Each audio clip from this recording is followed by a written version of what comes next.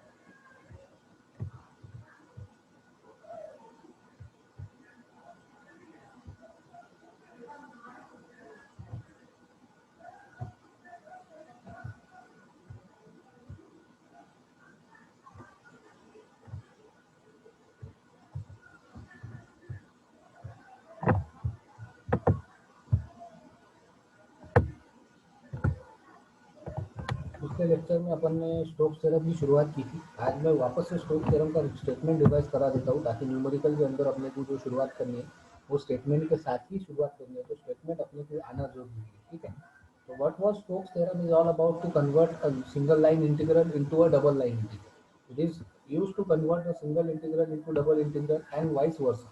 Okay, तो double integral into single integral. अब यहाँ पे न्यूमेरिकल अपन देखते हैं। अब न्यूमेरिकल में अपने क्या करना पड़ेगा, जैसे डाइवर्जेंस थ्योरम के अंदर में अपने को एक वॉल्यूम दिया रहता था जिसके अंदर में अपने को लेफ्ट हैंड साइड में एक ट्रिपल इंटीग्रेशन कैलकुलेट करना था और उसका जो भी वैल्यू आता था उतना ही वैल्यू अपने को 6 डबल इंटीग्रेशन निकाल के देखना पड़ता था, ताकि 6 वॉल्स होती है। अब एक वॉल के अंदर में टोटल लाइंस कितनी होती है? 4। पिछले लेक्चर में मैंने बताया आपको। आपके सामने आप जहाँ पे बैठे हो उसके सामने की वॉल्स को काउंट करो।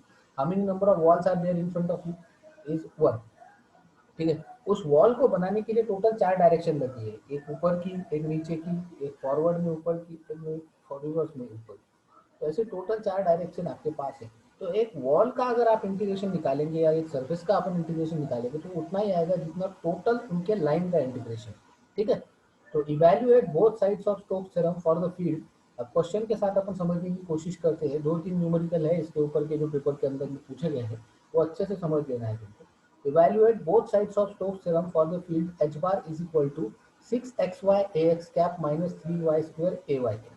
Evaluate both sides of Stokes theorem for the field h bar is equal to 6xy ax cap minus 3y square ay cap.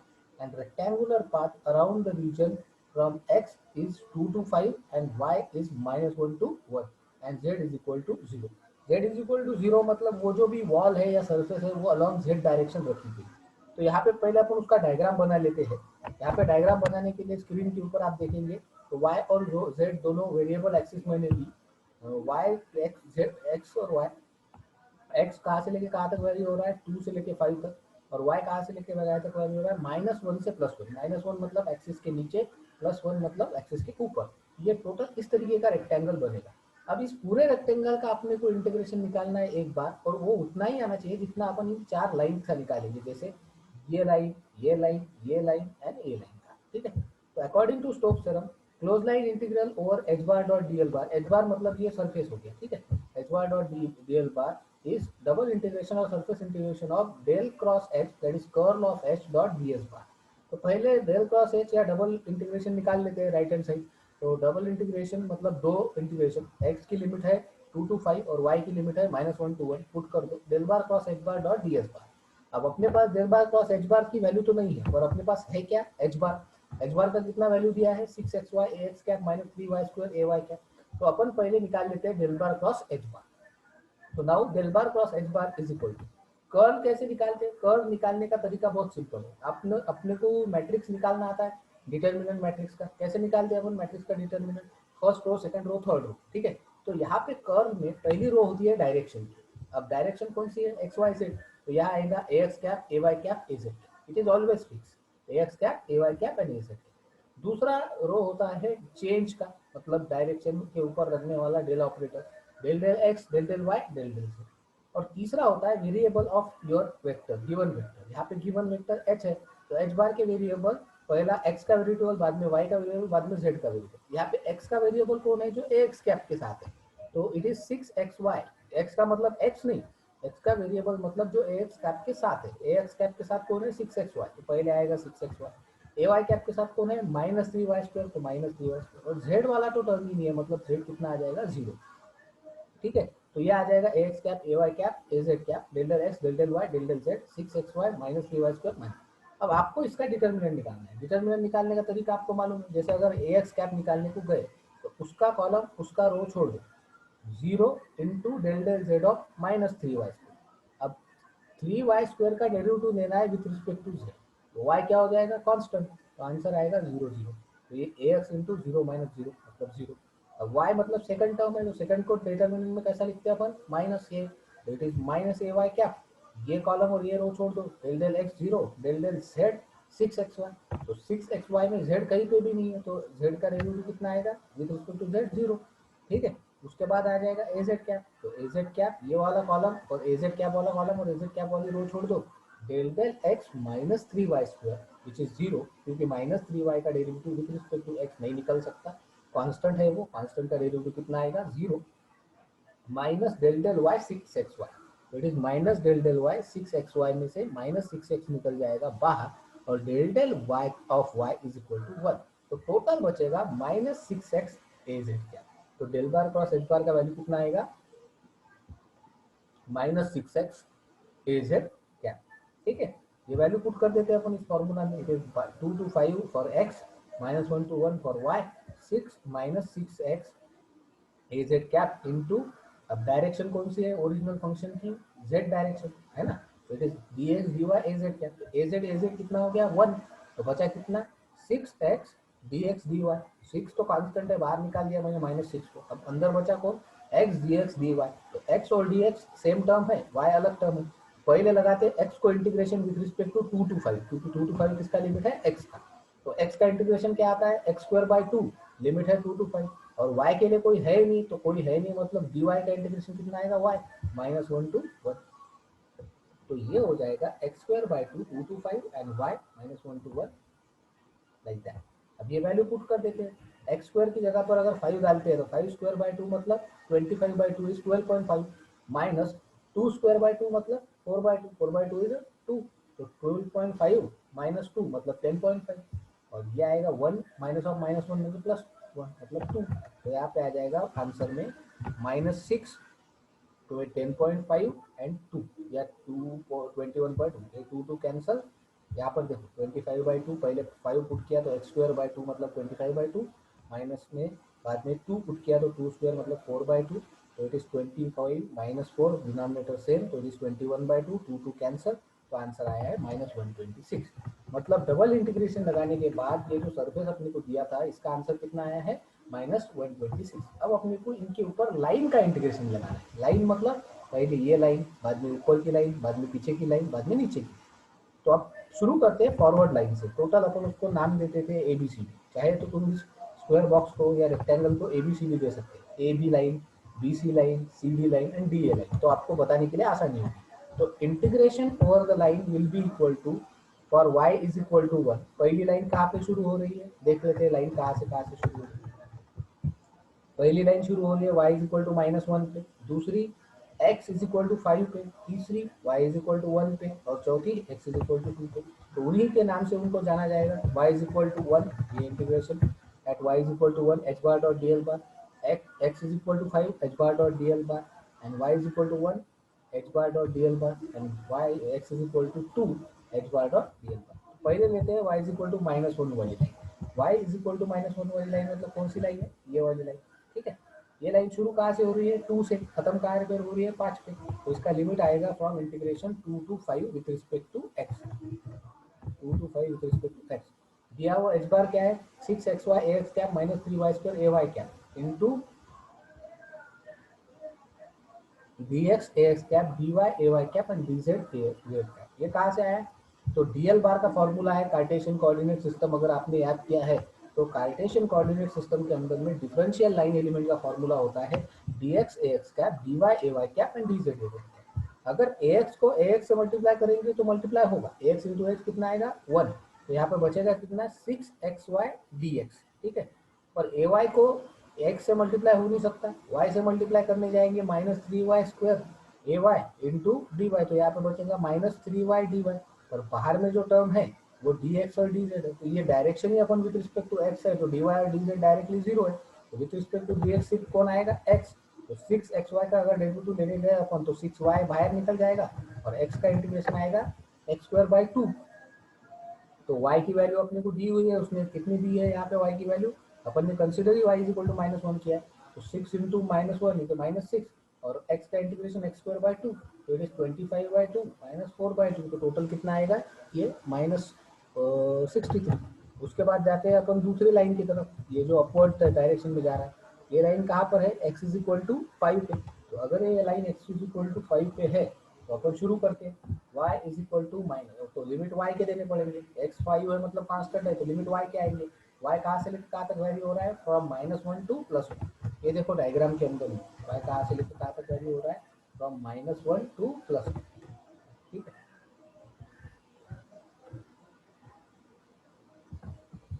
it is h bar that is 6xy ax cap minus 3y² ay cap dx ax cap dy ay cap plus dz az cap। अब यहाँ पर अपन y के हिसाब से ले रहे हैं, तो x और z 0 हो जाएगा, तो x और z 0 हो गया, तो बचेगा कौन, dy ay cap। अब ax और ay 0, तो ay मतलब कितना बचेगा, -3y² dy, तो -3 कांस्टेंट बाहर, y² का इंटीग्रेशन आएगा y³/3 और लिमिट है -1 to 1, तो 1/3 माइनस ऑफ -1/3 तो 2/3, तो इट इज 3, यहाँ पर आंसर आएगा -2। फिर जाएंगे तीसरे लाइन के लिए, तीसरी लाइन मतलब कौन सी है, जो बैकवर्ड में ऊपर से आ रही है, ये शुरू कहाँ से होती है 5 से, खत्म कहाँ पर होती है 2 पे, और लाइन है कहाँ पर, x y is equal to 1 पे। तो ये जो लाइन है ये है कहाँ पर, y इज इक्वल टू 1 पे, शुरू होती है 5 से, खत्म होती है 2 पे। 6xy ax cap -3y² ay cap dx dy dz। यहाँ पर विथ रिस्पेक्ट टू x है तो y और z हो जाएंगे, z हो जाएगा 0, y का वैल्यू हो जाएगा 1 क्योंकि अपन ने 1 लिया है। यहाँ पे 1 डालने के बाद ये आंसर हो जाएगा 6xy ax cap dx ax cap, तो इट इज 6y बाहर और y की वैल्यू 1 मतलब 6 बाहर, तो x²/2 ये भी आ जाएगा -63। और फिर जाएंगे अपन अगले टर्म की तरफ, that is for x is equal to 2, मतलब सबसे आखिरी वाला लाइन सरफेस का। ठीक है, सबसे आखिरी वाला लाइन मतलब ये वाला लाइन। ठीक है, ये लाइन अगर अपने को सॉल्व करना है तो ये शुरू होता है 1 पे और खत्म होता है -1 पे, और लाइन है at x is equal to 2, y is equal to 1, खत्म होता है 3 पे, 6xy ax cap -3y² ay cap ax cap dx ax cap dy ay cap dz az cap. here z is equal to 0, dz is equal to 0 और x is equal to 2, dx is equal to 0। तो यहाँ पे सिर्फ y axis exist करेगी, तो आएगा -3y² ay dy cap ay 1 हो जाएगा, -3 बाहर, y² का डेरिवेटिव y³/3, तो आ जाएगा +2। टोटल 4 वैल्यू मिली है अपने, पहला इंटीग्रेशन मिला था -63, दूसरा मिला है -2, तीसरा मिला है -63 और चौथा +2। -2 +2 कैंसल, -63 -63 मिला के -126। तो LHS भी अपना 126 आया है और RHS भी अपने को कितना आया था 126। तो यहाँ पर अपने को अगर देखेंगे अपन तो RHS is equal to LHS, therefore theorem Stokes theorem की वेरीफाई। ठीक है, इस तरीके से न्यूमेरिकल को क्या करना है, सॉल्व करना है। अब अगला न्यूमेरिकल अपन देखते हैं स्फेरिकल कोऑर्डिनेट के ऊपर पूछा हुआ। ठीक, यहाँ पर दिया है for h bar is equal to 6r sin phi ar cap 18r sin theta cos phi a phi cap. Evaluate both sides of Stokes theorem on the surface specified by r is equal to 4। मतलब r की constant value है तो along r direction निकालना है। तो दो variable कौन होंगे फिर स्फेरिकल में कौन कौन रहता है वेरिएबल r थीटा फाई। तो r अगर कांस्टेंट हो गया तो बचा कौन थीटा और फाई। थीटा वैरी हो रहा है 0 to 0.1 फाई और फाई वैरी हो रहा है 0 to 0.3 फाई। ठीक है। अकॉर्डिंग टू स्टोक्स थ्योरम ये अपना फॉर्मूला है line integration for h bar dot dl bar is equal to surface integration of del bar cross h bar ds। Now del bar cross h bar is equal to 1 upon r square sin theta, ar cap, a theta cap and a phi cap। अब अपने को मालूम है spherical का formula अलग है। यहाँ पर थीटा के साथ हमेशा कौन आता है r और फाई के साथ हमेशा कौन कौन आता है r sin थीटा। तो it is a are cap r a theta cap r sin theta a phi cap del del r del del theta del del phi. Variable r वाला वेरिएबल कौन है 6r sin थीटा वाला कौन है ही नहीं तो 0। और फाई वाला कौन है 18r sin theta cos phi 18r sin theta cos phi into r sin theta. तो r sin theta into r sin theta मतलब कितना हो गया 18r square sin theta cos phi. लेते हैं इसका integration with respect to ar cap del del theta into this. ठीक है। तो 18r स्क्वायर cos फाई बाहर और साइन स्क्वायर थीटा का derivative with respect to theta क्या आता है साइन स्क्वायर एक्स का 2 sin x cos x। तो it is 2 sin theta cos theta minus इसका डेरिवेटिव डेल डेल फार minus sine 6r sin phi. तो 6r बाहर साइन फाई का डेरिवेटिव कितना आता है cos फाई। सॉल्व करने के बाद अपने कितना मिलेगा a are cap 18r square cos phi 2 sin theta cos phi minus R A theta 18 sin square theta cos phi 2r minus 6r cos phi. यहाँ से अगर मैं इनको सॉल्व करता हूँ तो इनको सॉल्व करने के बाद आएगा ये 1/r स्क्वायर साइन थीटा बाहर A are cap 36r square sine theta cos phi minus R A theta 36 sine square theta cos phi theta minus 6r cos phi. तो 36r square sine theta cos phi minus 36r square sine square theta cos phi ए phi तो 6r square cos phi ए phi. ठीक है। ये put कर देते हैं it is 1/r sine square theta 1/r sine square theta और sine square theta हो जाएगा कैंसिल।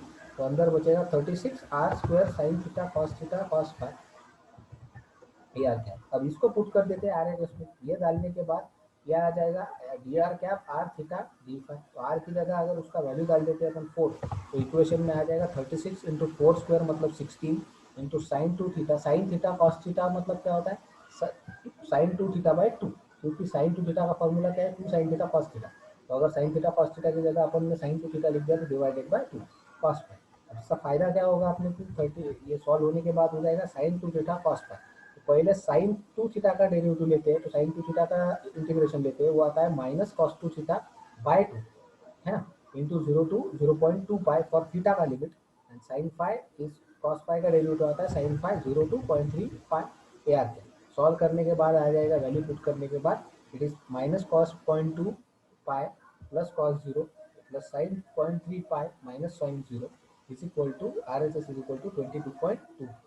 यही अपने को लाइन इंटीग्रेशन लगा के निकालना है। पहली लाइन जो है वो है r इज इक्वल टू के लिए for r is equal to 4 the entire term will be 0 because यहाँ पे है ए आर और ए थीटा और यहाँ पे है r 0। तो r कांस्टेंट है मतलब उसका डेरिवेटिव कितना हो गया 0। थीटा है दिया नहीं है तो 0 और फाई का वैल्यू आप निकाल नहीं सकते तो ये भी 0। For r is equal to 3 answer is again 0। अब आंसर निकलेगा किसके लिए सिर्फ फाई के लिए।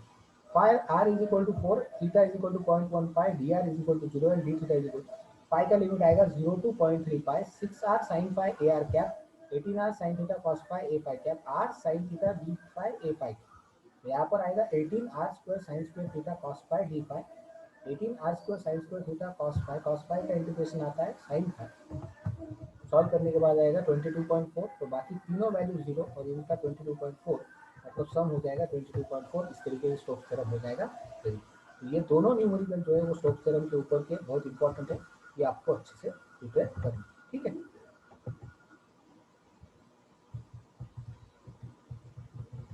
अब कुछ वैल्यू ये एक और न्यूमेरिकल है simple numerical find the numeric value for the divergence of d bar at point indicate is sine theta cos phi r cap cos theta cos phi एक।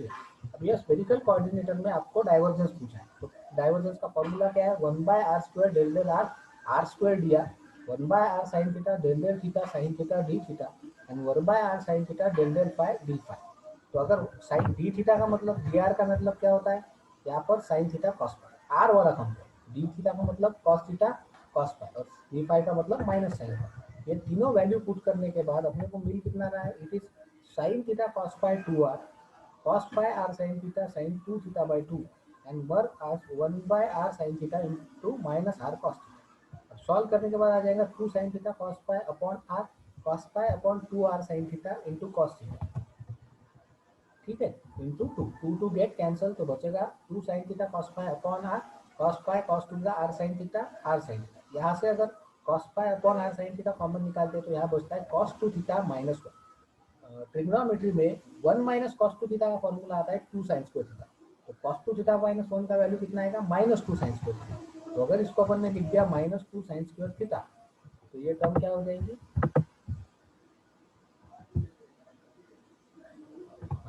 ये टर्म क्या हो जाएगी, माइनस बाहर निकल जाएगा, sine theta cancel, minus 2 r sine theta cos phi और यहाँ पे 2 साइन थीटा कॉस फाई, तो 2 sin theta cos phi minus 2 sin theta cos phi same term वापस, तो answer is equal to 0, hence the divergence is equal to 0।